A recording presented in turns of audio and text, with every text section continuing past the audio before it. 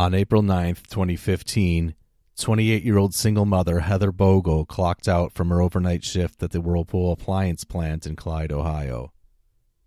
The next day, she would be found dead in the trunk of her car.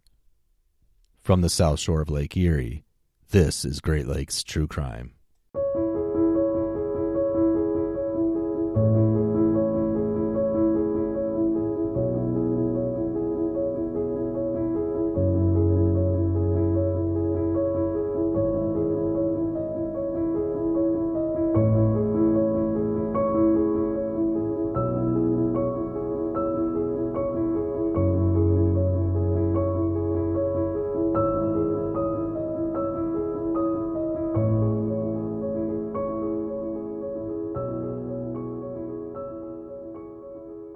Heather Bogle worked overnight shifts at the Whirlpool appliance factory in Clyde, Ohio. Clyde is a small city of about 6,000 people in northwest Ohio. It's most noted for its home to the Whirlpool plant, which has been there in one form or another for over 65 years and employs about 3,400 people in the small town. The plant produces 100,000 washing machines per week, so if you have a Whirlpool washing machine in your home, regardless of where in the world you live, it was probably made in Clyde. Heather was a single mom who, according to her sister Jennifer, was solely concerned with her daughter and not interested in getting into a relationship. She was very responsible and financially supported both herself and her daughter, 5-year-old Mackenzie. She was very pretty and outgoing. Not surprisingly, she had plenty of male suitors interested in her. After clocking out from her overnight shift at Whirlpool about 6 a.m., she would go home and sleep. Then she'd spend the afternoon and evening with Mackenzie, and then the daily cycle would begin again. On April 9th, 2015, Heather clocked out at 6:17 a.m. No one is exactly sure what happened next, but she never came home to pick up Mackenzie that day, which was totally out of character for her. Jennifer called over and over, but there was no answer, which was also very unusual for Heather. After a few hours, her family was so concerned that they called the police, but in typical fashion for cases such as this, the police told them to just give it some time. While not willing to sit around and do nothing, the family made up a bunch of missing persons flyers to hang around town. They eventually filed a missing persons report with the Sandusky County Sheriff's Office, and the case was assigned to Sheriff's Detective Sean O'Connell. The first thing O'Connell did was check Heather's phone records and found that her last phone ping was around 9:20 somewhere within a 6-mile wide area. That's as narrowed down as the cell phone company could get it. Then the pings stopped. Either the phone was shut off, destroyed, or it lost power after 9:20. Next, O'Connell looked into her personal file and discovered that Heather had recently tried something entirely new for her, dating a woman. She was named Carmela. Soon after that, though, there would be no more wondering about where Heather was. The day after Heather vanished, her 12-year-old Oldsmobile Alera was discovered in the Somerton Apartments parking lot at 236 Hickory Street in Fremont, which is about 8 miles away from Clyde. The location of Heather and her vehicle was a surprise to everyone, as neither Heather nor any of her family members lived in Fremont. Her Oldsmobile was locked and had a handwritten note on the front seat. The note was from her girlfriend Carmela and seemed to be a follow-up on a fight they had had previously. It was essentially a note saying how much Heather meant to Carmela and how much Carmela loved Heather. When the trunk of the car was popped open, Heather's lifeless body was found inside. She had been shot twice and badly beaten.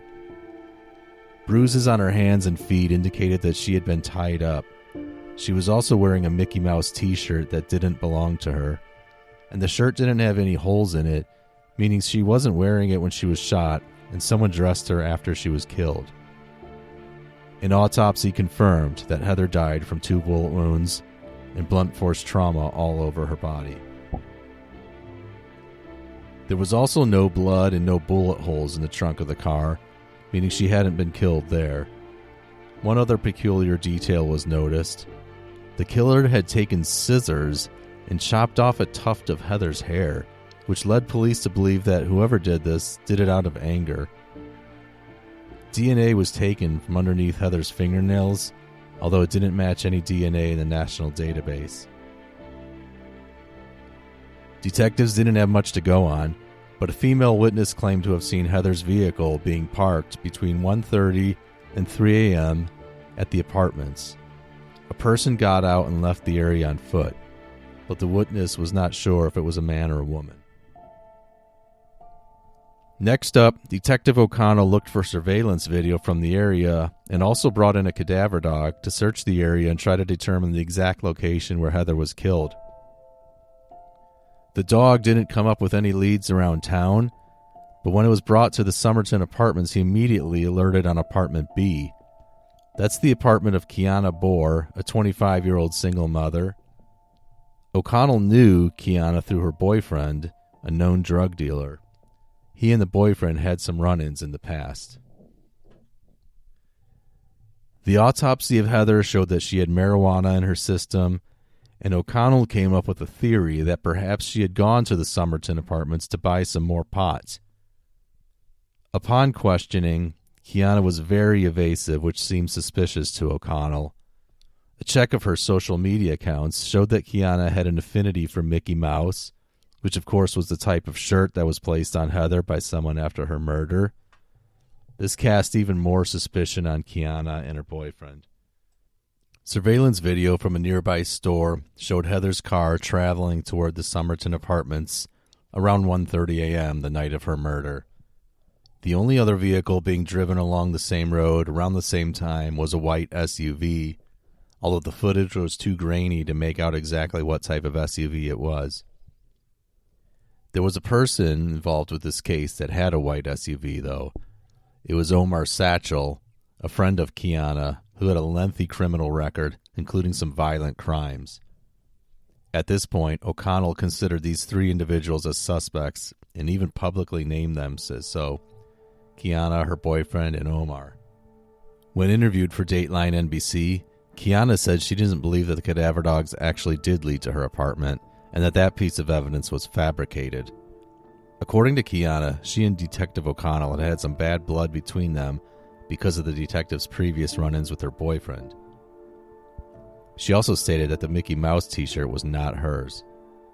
Her explanation about being evasive during questioning was because she was smoking marijuana at the time the police came to her door. Omar believes that the investigation was essentially a setup, and he was a perfect scapegoat, a black man with a lengthy record. But Omar cooperated with the investigation. He volunteered his DNA, and it turned out to not be a match for the DNA found underneath Heather's fingernails. After 4 months of investigation with no results, Heather's family was growing impatient. They believed O'Connell was completely going down the wrong path and that the killer was someone much closer to Heather.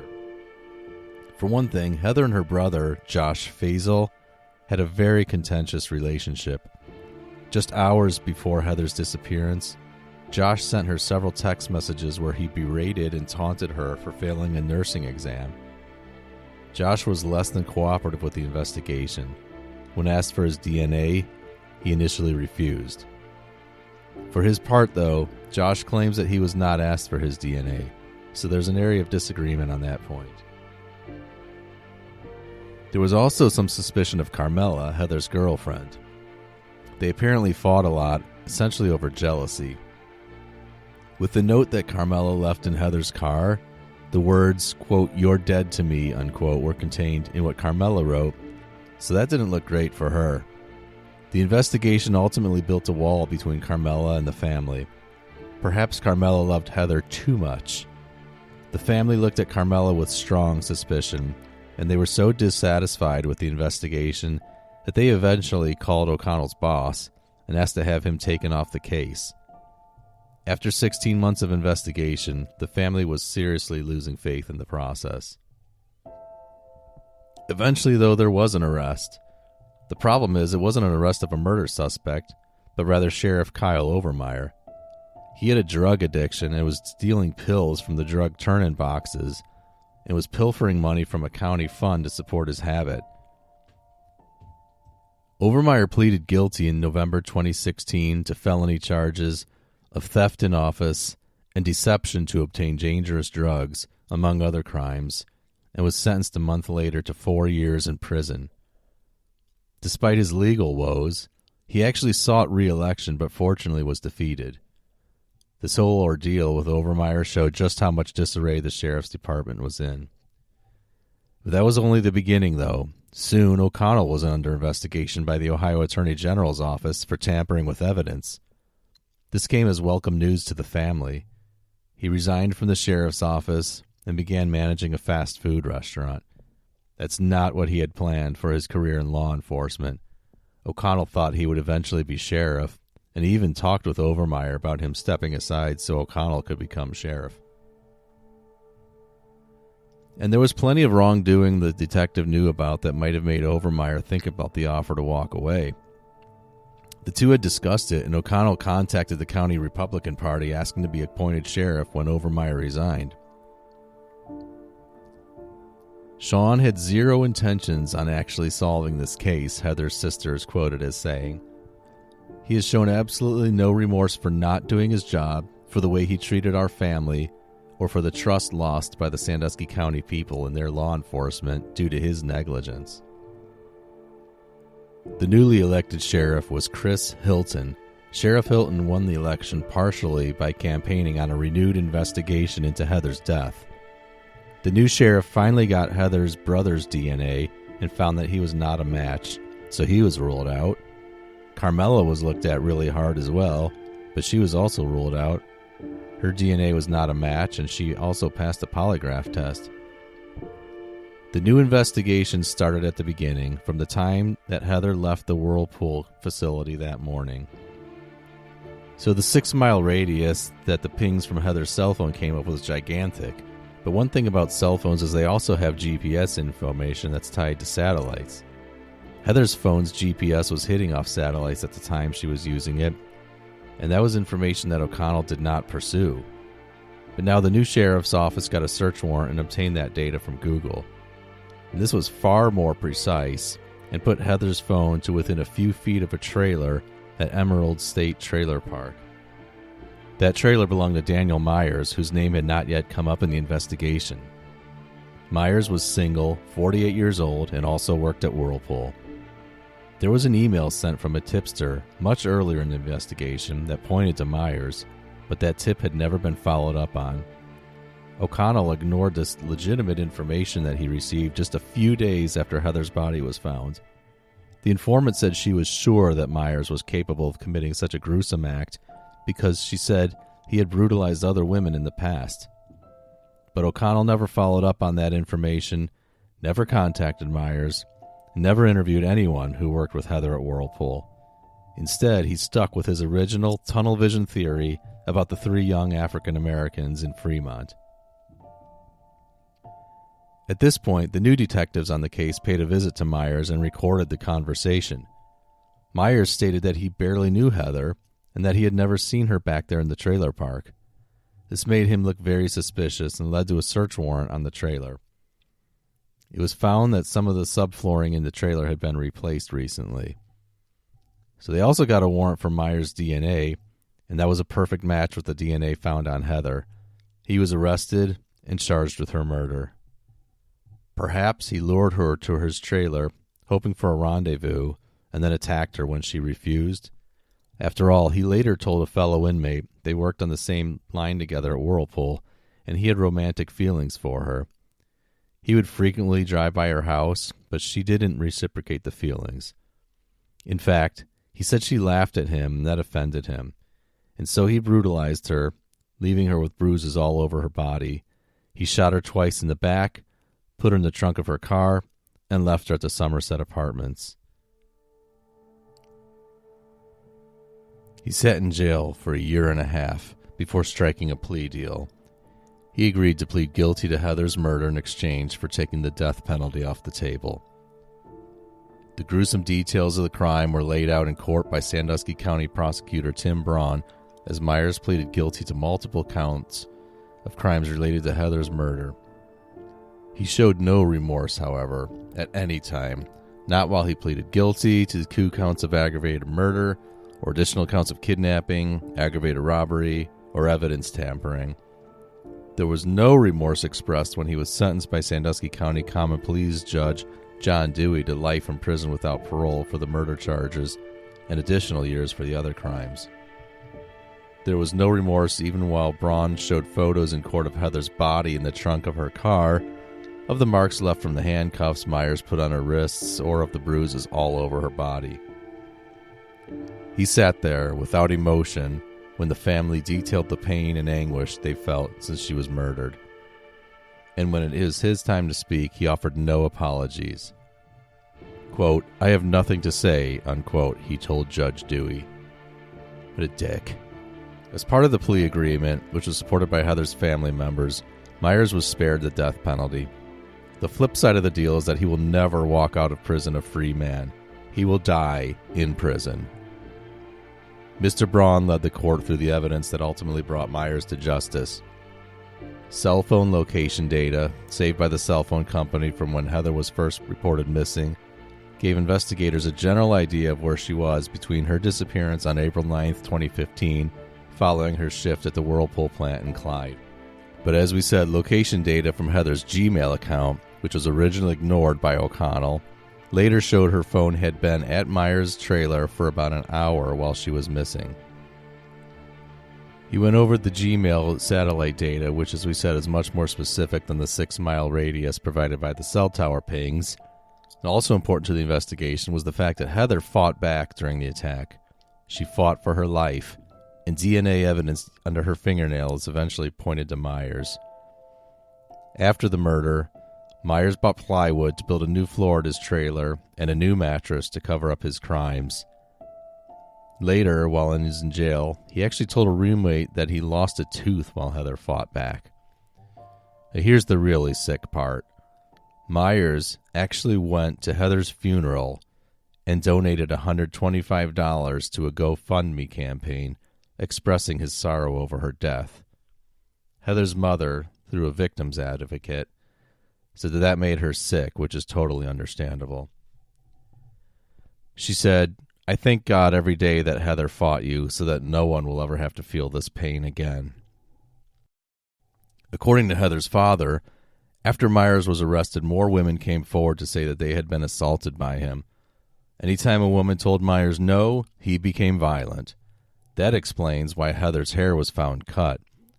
While Mr. Braun said there was first thought that it was from a sexual fetish, instead investigators now believe that Myers cut her hair after pulling it out during the assault, and he cut it to hide DNA evidence. Sheriff Hilton praised the collaboration between his office, the Ohio Attorney General's Bureau of Criminal Investigation, area police departments, and Mr. Braun's office, and said that teamwork and many long hours led to this conviction. An apology or expression of remorse by Myers, the sheriff said, would have been a fruitless effort. "I thought there might have been some exhibition of remorse, but I've seen none," Judge Dewey said, adding later, "That's a pretty sad commentary." So Heather's fighting back ultimately is what caught her killer. She collected the evidence that sent Myers to prison for life. She is the hero in this case. Heather essentially solved her own murder. In July 2018, Sean O'Connell accepted a plea deal of his own, admitting to evidence tampering. Other charges, including witness coercion, were dropped. His punishment was a 2-year prison sentence. Today, Daniel Myers is assigned inmate number A760861, and he lives in the Lorraine Correctional Institution in Grafton, Ohio. As we said earlier, he will never have a parole hearing. You've been listening to Great Lakes True Crime. Information from this episode came from Dateline NBC, the Toledo Blade, the Fremont News Messenger, and the Sandusky Register. If you enjoy the show, please leave us a positive review on your podcast app.